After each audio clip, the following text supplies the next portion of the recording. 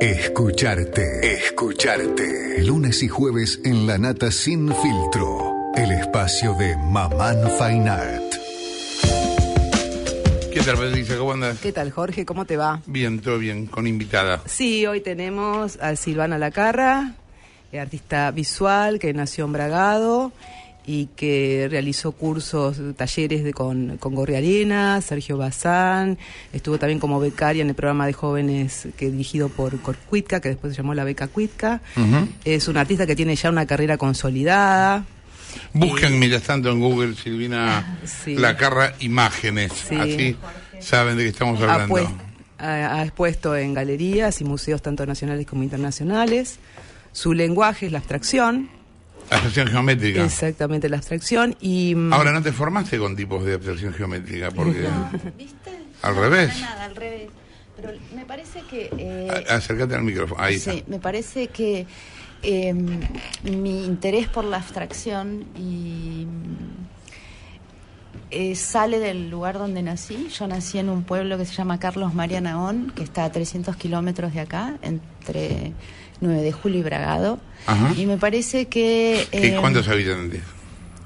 Y debe tener 500 habitantes.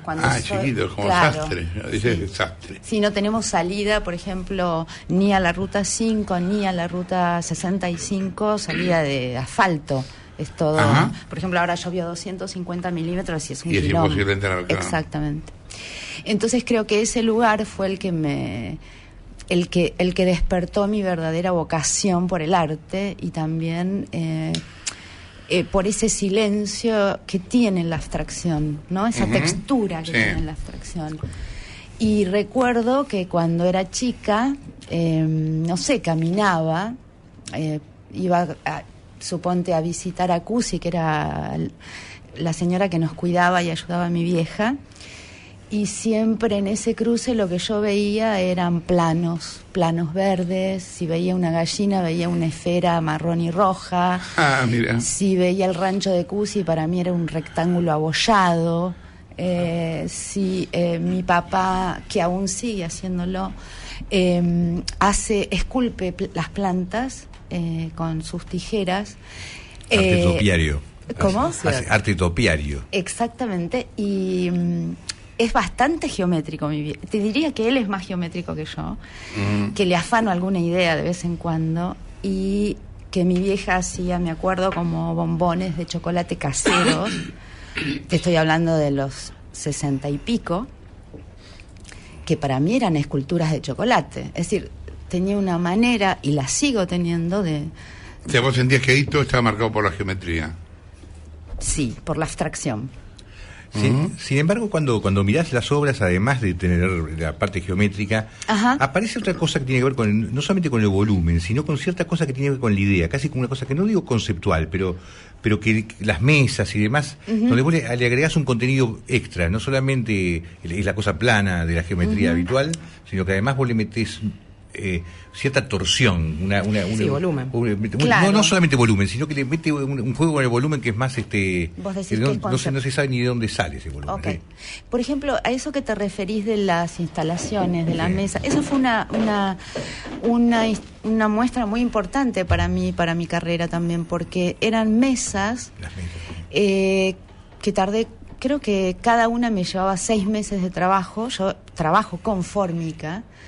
Me costó muchísimo que el mercado del arte comprendiera que la fórmica es un material industrial y que puede ser arte contemporáneo, que ¿entendés? Pero ¿y por qué te cuestionaban? ¿Por qué te cuestionaban el material? Porque, bueno, viste cómo es el mercado del arte. Es bastante... Un quilombo. Y porque la fórmica es el material más berreta para hacer una mesa totalmente. o para hacer una silla, entonces de fórmica. Entonces, pero la gente pintaba en cartón también. Pero sí, por supuesto. el mercado del arte no está conformado por lo mejor del mundo, te quiero decir. No. Exacto, sí. Pero eso es importante tener en cuenta cuando uno mira mi trabajo, que es que la fórmica fue un material que la clase media adopta, no por su pretensión de solidez, sino por su practicidad. Es fácil de limpiar. Y porque además podías acceder a cierto gusto, ¿entendés? Claro. Ya no tenías la mesa, ¿entendés? En mi casa había mesa de fórmica, modular de fórmica, ¿entendés? Entonces, me parece que el gusto personal y mi objetivo fue, que este material que pertenece a la clase media esté en el MoMA, que esté en un museo, que esté en una colección privada, darle un prestigio que lo tiene. Está bien, ¿no? está bien. ¿Y por qué esto, de qué época es lo de las mesas? Eso, 2007. Sí. ¿Y por qué de las mesas? Porque empecé también a ver que acá no había sobremesa, que viste que siempre estamos comiendo así como los rajes, y entonces empecé a ver diferentes situaciones en diferentes familias de qué pasaba en una mesa. Una discusión, hacer el amor, hablar con mis hijos. Siempre estaba la mesa en el medio. Exacto. Entonces lo que hice fue una instalación obedeciendo a cada una de esas situaciones que de tanto escuchar esa experiencia que vivían, se humanizaban. Es decir, el objeto se humaniza. Sí. Y cuando vos pasabas y las tocabas, temblaban, ¿no? Como una especie de esa vibración de la experiencia que el objeto había pasado. ¿No? Gripo hacía mesas también, pero él las explicaba, vos no las explicás. Y eso me gusta.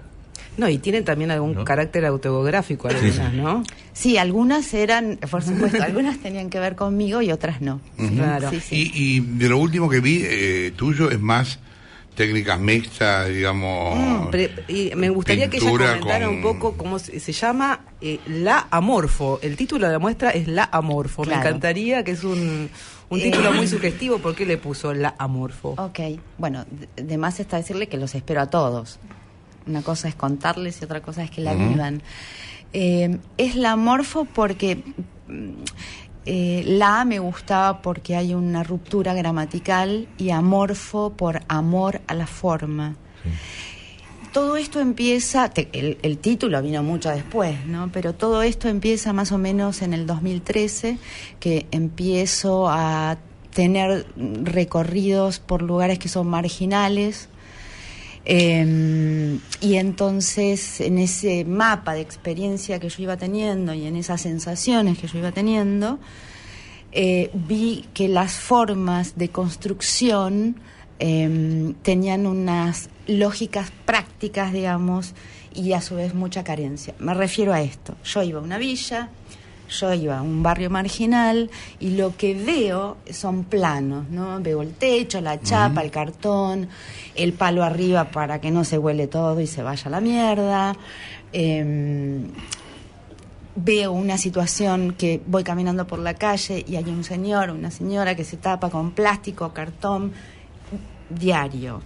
En esas situaciones lo que yo veía también era amor. Es decir, veía amor. Y ese amor, lo que tomo, es el amor de la materialidad. Y eso es lo que quise hacer: trabajar la incertidumbre que me da el abrigo y el amor. Y verlo, ¿no? Es decir, cómo ecualizo todas esas emociones después con mi obra. Entonces lo que trato de hacer es abrigar la fórmica, el cartón, el plástico, y ver cómo se llevan, qué es lo que está pasando. ¿Qué diferencia hay entre eso y la realidad? ¿Y dónde estoy parada? Y cuando mezclas elementos, ¿qué pones? ¿Madera? Madera, estos casos son madera, fórmica, cartón y plástico. A veces vas a ver que en algunos puse unos ojalillos, ¿no? O hay agujeros en el plástico, que no los hago yo, sino que así los encontré, digamos. Yo no intervengo el material, te diría, sino que lo tomo tal cual. ¿El material lo agarraste de algún lugar? Exacto. En este caso me lo regalaron. Es un revestimiento plástico de una cocina de la década del 70 que estaba en Rosario. Y me lo mandaron todo por flete. ¿Y lo mantuviste como estaba? Por supuesto. Claro. ¿Qué tenés que ver con otros geométricos argentinos? Y antes de eso con los con los Madí. Claro, mira, yo me acuerdo cuando empecé a trabajar y a estudiar. Te cuento que a su vez yo mi familia era bastante... no tenía mucho dinero, entonces tuve que hacer una carrera absolutamente desvinculada del arte. Vine a los 18 años, nunca había venido a Buenos Aires, soy licenciada en Relaciones del Trabajo y me especialicé en Derecho Laboral, entonces así hice plata y después pude dedicarme al arte, ¿no? Recuerdo que en ese momento hablé con mi padre y le dije que iba a dejar de ser gerenta de Recursos Humanos. Y me dijo, bueno, pensalo, pero está bien. Y hablé con mi pareja de ese momento y a los 3 meses me dejó, ¿no? Como esa cosa de cambio rotundo de vida, ¿no? Y me acuerdo mi primer encuentro con Raúl Loza. Ah, mira. Y estar con él en el jardín y hablar sobre... Loza era un tipo genial, si pueden por favor googleen Raúl Loza, con doble Z, es un tipo muy increíble. Hace 3 años más o menos falleció. Sí. Muy viejito, ¿no? De 90 años. Muy viejito, sí. Con una casa maravillosa, una esposa maravillosa, una familia divina. Y recuerdo que estar con él y hablar de la abstracción, porque no es fácil hablar de la abstracción, era para mí una maravilla. Yo me quedaba escuchándolo, igual que por ejemplo una persona que también falleció, Alberto Cedrón, que es hermano del músico, un gran artista. Él también es... ¿Que estaba acá o en París? No, estaba acá y vivía en La Boca. No lo conocí. Sí, estaba atrás de Caminito. Exactamente. De la esquina, sí. Y yo, recién llegaba, qué sé yo, estaba media perdida acá en Buenos Aires. Y me acuerdo que él me esperaba los sábados, porque yo tomaba clases los sábados, porque trabajaba y estudiaba de lunes a viernes. Y él me esperaba con mozzarella fritas y una ginebra. Y claro, imagínate empezar el sábado así. Yo tenía, qué sé yo, 19 años. Me parecía lo más, ¿no? Y a partir de ahí todo empezaba y eran jornadas de todo un día. También hay un parentesco con la Bauhaus, ¿no? Que es una escuela de diseño, porque vos también realizaste banquetas, un grupo de banquetas para el CCK, que extraordinarias, que fueran también de fórmica, hechas de fórmica, pintadas en azul, ¿no? Para ser trasladadas por el público. Contá un poco eso. Claro, cuando me convocan del CCK me piden que realice una serie de banquetas para el 6º piso. El 6º piso tiene como unas barandas donde vos podés escribir, leer, estudiar, qué sé yo, charlar con un amigo. Entonces, lo que me pidieron es que hiciera un objeto que fuera posible de trasladar, incluso para personas mayores, estable, práctico, ¿no? Para acercarse al otro o a sí mismo. Así que sí, hice 60 banquetas. Luego, como era, es muy difícil hacer una presentación de 60 banquetas, hice una perfo con una gran artista que es Paula Landoni. Y lo que hicimos fue la representación de las posturas de pinturas del siglo XVIII, de cómo leían las mujeres de una manera contemporánea. Es decir, 3 chicas muy jóvenes vestidas de cualquier manera imitaban esas posiciones, o de Marilyn que leía, qué sé yo, en la cama, ponerle, en fin. Íbamos de lo clásico a lo... Y aparte también se emparenta un poco con el minimalismo, en el cual la economía de recursos formales, el refinamiento, ¿no? Y algo que hay que rescatar también de la obra de Silvana es esa expresividad que tienen los materiales, como la riqueza expresiva de los materiales con que trabaja. El encuentro que dice ella entre... elementos tan disímiles como el cartón y la fórmica producen, cuando uno va a verlo, invito a ir a la muestra de Gachi Prieto, porque tampoco dijimos la galería donde está. Sí, eso está Gachi en Prieto. Aguirre 1017. Hay que ir a ver. ¿Dónde es Aguirre 17? ¿Qué barrio es? Aguirre y Tames. Ah, ok. Sí, acá cerca. Ajá. Y se puede ir de lunes a viernes de 2 a 7 hasta el 28 de abril. Exactamente. Y voy a pasar un chivo, ¿puedo? Sí, claro. El 20, es decir, la semana que viene, vamos a tener una charla con el curador, que es Fernando Farina, y luego la otra semana es la presentación de un mini catálogo donde 3 o 4 escritores escriben sobre mi trabajo, a los que yo no conozco. pero es interesante ver qué es lo que... ¿Sobre la muestra o sobre la muestra? Sobre la muestra. Sobre la muestra, sí. ¿Tenés alguna preferencia particular por el azul? Ah, qué buena pregunta. ¿Viste la camisa? No, pero sí, por la camisa que tenés, las banquetas del CSKA que las estoy mirando acá también son azules. Mira, voy a ser sumamente honesta.